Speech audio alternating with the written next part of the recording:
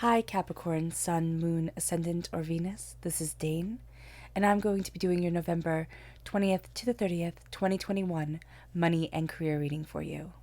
Now I ask if this reading resonates with you. Don't forget to like, comment, and subscribe. If you're interested in any of the cards that I'm using, they will be listed and linked in the description box below.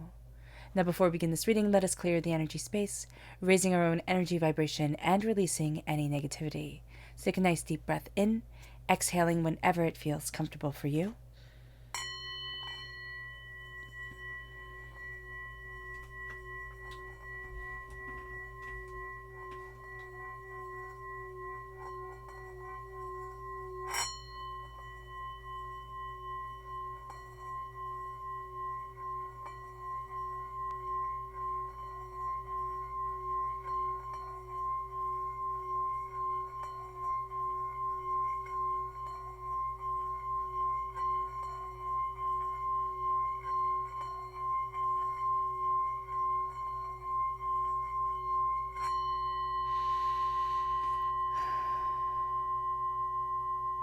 Releasing all negativity from the body like storm clouds. Letting yourself feel calm, centered, and at peace as we enter into this safe and loving space. Let's let the bowl sing as we see what the tarot has to say.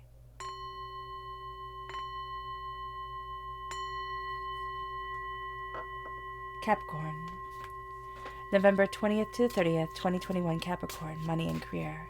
Angels and spirit guides, show me clearly. Guide this reading and show me clearly. Angels and spirit guides. Angels and spirit guides, show me clearly. Guide this reading and show me clearly. Angels and spirit guides. Angels and spirit guides, show me clearly. Guide this reading and show me clearly. Angels and spirit guides. Angels and spirit guides, show me clearly. Guide this reading and show me clearly. Angels. Excuse me. And spirit guides. Angels and spirit guides, show me clearly. Guide this reading and show me clearly. Angels and spirit guides. At the bottom is our rooted self. The left-hand side is our inner self. The middle, our heart, our emotional self. The right-hand side, the public arena, the public self. So let's see what the cards have to say.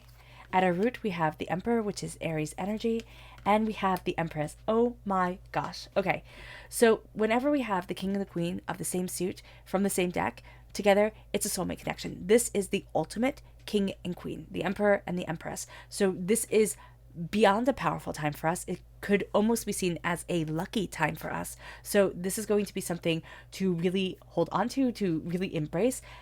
Game-changing time. Game changer. Right here. Right at our root. And then we have the Three of Pentacles. And we have the Ten of Cups. I love the Ten of Cups. It's embracing our happiness. The Three of Pentacles is... it's being aware of wealth that's coming our way. We have the Three of Swords. And we have the Six of Cups. Our hearts aren't as light as we would like them. They're a little bit heavy during this time. The Three of Swords are the hurts and the pains and the disappointments that we have been through. It can be financial disappointments. It can be personal disappointments. But they've stopped us from taking risks. They've stopped us from seeing ourselves as successful. It comes from the past, very much so. And it's going to play off of insecurities that we have from the past. Then we have the Ten of Wands and the Wheel of Fortune. So we have the repeat of the number 10 3 times, which means divinity is bringing us a powerful change. We have the repeat of the number 3 times, which means that divinity is standing right with us and also bringing forward creativity within our lives. Now let's look at our energy to be mindful of. Angels and spirit guides, show me clearly. And this is the Queen of Pentacles. This is Earth sign energy, Taurus, Virgo, Capricorn. What we have to be mindful of is it's almost like we're going to get offers, or we're going to get something that comes in that says, oh, you could make a lot of money, or kind of has the alluding to making a lot of money, but it's just going to have to go against like everything that you believe in. It's just not going to jive with you at all. It could be, have you ever had a job and you walked in, and on like the first day you thought, wow, I made a really big mistake. And then you're still there because you have bills to pay and mouths to feed and everything like that. And you just think, how did I get to this point? That's what this card is. That's what this energy is right now. So just be aware of it. Just be really aware of it. We have our chakra energy, angels, and spirit guides. Show me clearly. Guide this reading and show me clearly, angels. And we have self-mastery. This is the solar plexus chakra. And we're learning to listen to our gut, but we're also starting to see ourselves aligning with our own energy, our own desires, the way that we want to move forward within our lives. Our solar plexus, really start to connect. We really start to connect with our gut instinct and with like this gut feel towards things, which is our connection with spirit. It's a primal connection with spirit and intuition, and a lot of things that we've closed off in our modern world, now we're starting to reconnect with it, and it starts to align our chakra energy. It also starts to align the energy that just moves through us. Now, at our root here, we have the Emperor and the Empress, and I can't tell you how excited I am for this. This is just super beautiful. When we have the Emperor, we have prosperity, we have success, we have claiming a throne. When we have the Empress, we have claiming a throne we didn't know we had. We have claiming a power we didn't know that was in us. And we start to birth something into the world, something creative, something powerful, something passionate. It's like, this is why we're here. And so the Emperor has us claiming our throne, claiming what we want, saying that I don't get to be led, I get to lead. And this is just a root of power, but it's also that soulmate connection, that true love connection, the masculine and feminine aspects of ourselves coming together, the bigger picture starting to come together, and we start to align. It brings us to the Three of Pentacles. We have wealth coming to us, and we're just not looking at it. The Three of Pentacles is wealth through collaboration, but it's also through honoring the stages of our lives, the child, the adult, the wisdom, the maturity that we step into. And it's honoring the fact that there's so much more here than meets the eye. And as we do this, and as we work together, and as we work with the different insights of ourselves, the insight from childhood, the insight from, growing and finding our way and where we stand right now, it leads us to our own personal happiness. The Ten of Cups is, and they all live happily ever after. It's happiness, but it doesn't have to be happiness as defined by anybody else but ourselves. Inwardly, we're starting to see that we get to be happy. So often, it almost feels like happiness is a privilege for people who don't have to worry, right? It almost seems like it's unobtainable. And yet, happiness can be so easy to find if we let our hearts open to it. The fact of the matter is that we have a hard time connecting with our hearts, connecting with what we truly want and truly love, if we don't feel safe, if we don't feel secure, because we're always going to be stressed. And in that state of stress, we have a hard time as human beings connecting. It's just biologically true within us. And so the Ten of Cups is coming in and saying, what makes you happy? What do you love? What, if you think of not having it, makes you feel less than who you were born to be, less than who you need to be within your life, less than what you desire from your existence. And so we start to focus on not what the world says is happiness, not what the world says is success, but what we say is happiness and success for us. And it moves us to the Three of Swords, because when we're looking at our happiness, it can terrify us to be that open, that raw with ourselves. And the Three of Swords comes in and it says, this is my pain. This is my pain that has defined me for more years than I want to count. This is the pain that has brought me to my knees, that has overwhelmed me, that has held me back. And I'm now releasing myself from it. I'm taking it out of my life. And I'm saying, no, it won't ever be gone, because our pain always comes back. It's like having a scar and thinking, oh, okay, that it'll never hurt. You're like, or breaking a bone and then thinking, oh, okay, it'll never hurt ever again. And it does. As the world spins and as we live longer and as more things pile on us, it does hurt. Life hurts. That's part of living. And the Three of Swords is the sense of I am not being held back and defined by pain anymore. And it leads us to the Six of Cups. It leads us to this place of beautiful understanding, but also to this place of looking to the past and saying, no, this isn't my present. This isn't my future. I get to be so much more than the words spoken over me in praise or in, damnation. When people say, oh, you'll never be anything, they curse us. That's what a curse is. A curse is something very negative, or just negative, that wiggles its way into our head, and we start to believe. And so we release that from us. That's what a generational curse is. It's the negativity that's passed down from parent to child, because we're just teaching what we know. And this is a sense of breaking cycles. We're breaking cycles, and we're entering into success. And we're entering into a majesty of success. It brings us to the 10 of Wands. We're not willing to carry the weight of responsibilities anymore. And that doesn't mean that we throw everything away, run away, join the circus, as alluring as that can sound. What it means is that we're not weighed down by everybody else's expectation, especially our own expectation for our life. What we're looking at is all the responsibilities we have, but what we're looking at is everything that keeps us from seeing the sun shine above us, that keeps us from embracing our joy and our success and our happiness and our connection with what we want. And we're starting to let it go. We're starting to put it down and say, okay, what do I need? How do I need to move forward in this? Not piling more on. We're going to have a real tendency during this time to just pile on everything that we think we're supposed to be doing, everything that, everybody else isn't doing. We're going to be like, oh, don't worry, I got this. Oh, don't worry, I got this. And Spirit is really warning us of that, especially within our career, to not do that to ourselves. Because that's going to be one of the reasons why we're missing the prosperity that's coming our way. Because we're so busy just trying to keep our head above water. And as we're fighting with this, and as we're taking on other people's responsibilities, the change that will come will be so weighed down with chaos and with resentment that we won't be able to change the way that divinity is calling us to change. We won't be able to embrace fate because, I don't have time for that.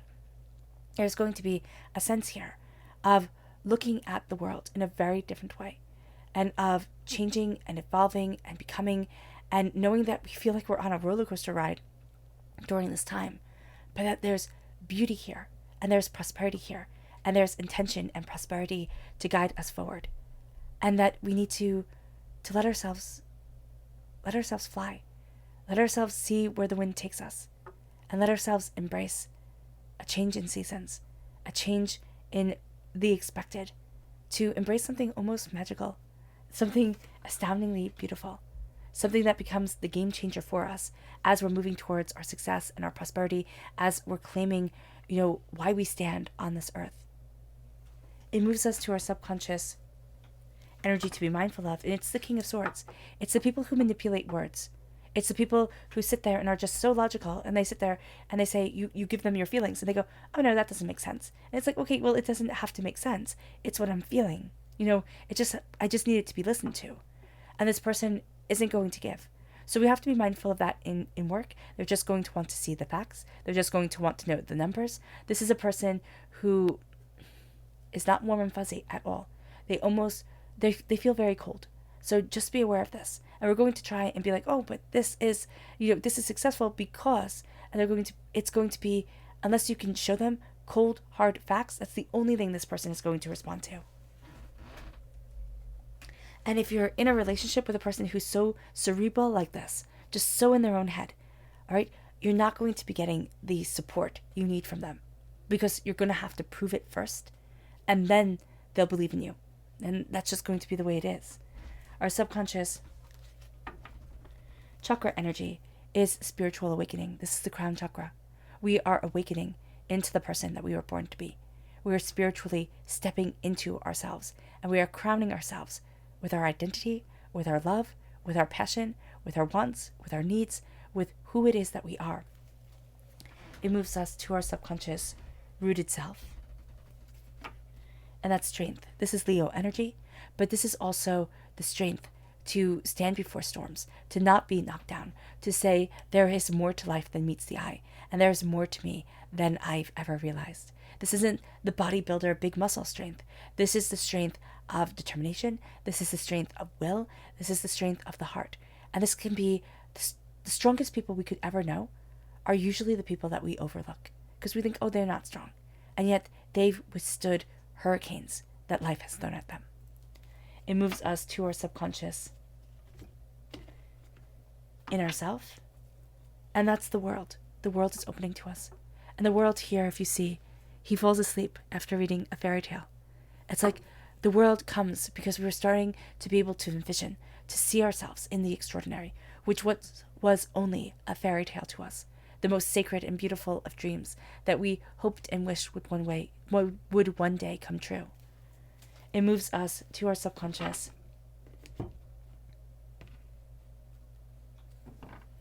emotional self, and that's the Three of Wands.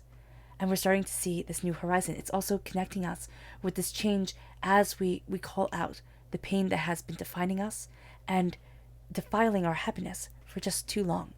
And we start to see ourselves look at a greater horizon, look at a greater way forward. And it's almost like I didn't know this world could exist.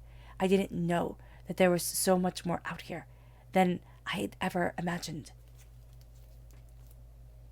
We couldn't see it. This is a time where we start to be able to see what once we only thought was impossible. It moves us to our subconscious public arena self, and it's the Eight of Swords.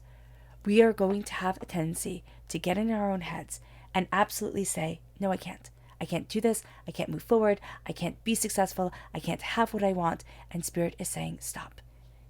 People live their whole lives in the Eight of Swords. They live their whole lives in regrets, in the past, in hurts, and in pains, in things that they didn't do, risks that they didn't take. And we can do that. We can absolutely do that. And Spirit's saying, don't. Don't waste yourself that way. And get out of your own way. All right, Capricorn. I hope this reading has resonated with you. I wish you nothing but light, love, peace, and happiness. May harmony always be with you. I'm sending loving, healing energy to each and every one of you. I love you all, and stay safe. Let's end this reading with a meditation, a clearing away of negative energy, a raising of our positive energy as we embrace the power and the intensity that is us. So take a nice deep breath in, exhaling whenever it feels comfortable for you.